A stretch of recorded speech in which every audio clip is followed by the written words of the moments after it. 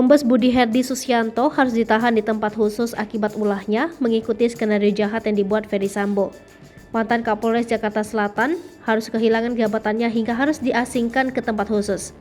Kombes Budi Herdi Susianto diduga merekayasa cerita tewasnya ajudan mantan Kadif Propam Polri Irjen Pol Ferdy Sambo Brigadir Yosua Huta Barat atau Brigadir J.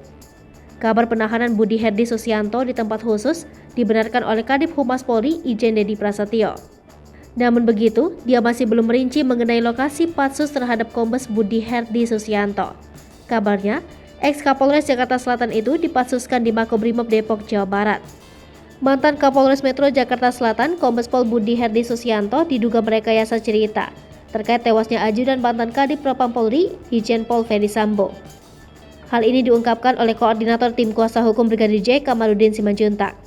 Selain diduga mengarang cerita, Kamarudin juga menilai Kombes Pol Budi Herdi Susianto tidak bekerja sesuai dengan prosedur terkait kasus yang menyita perhatian publik ini. Sehingga Kamarudin pun meminta agar Kombes Pol Budi Herdi Susianto dinonaktifkan seperti yang dialami oleh Ferdy Sambo. Kamarudin menambahkan hingga saat ini Polres Jakarta Selatan belum menetapkan satupun tersangka atas kasus ini.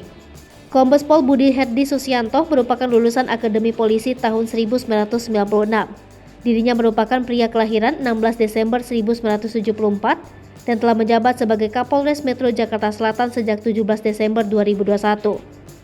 Diwartakan Tribun News, sebelum menjabat sebagai Kapolres Metro Jakarta Selatan, ia juga pernah menjabat sebagai Kapolres Metro Jakarta Utara pada tahun 2019.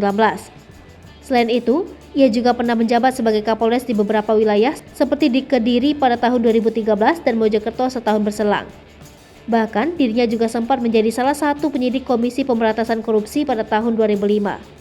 Sementara, karirnya di dunia kepolisian dimulai pada tahun 1997 ketika menjabat sebagai Kasat Lantas Polres Ainaro di Timor Timur pada tahun 1997.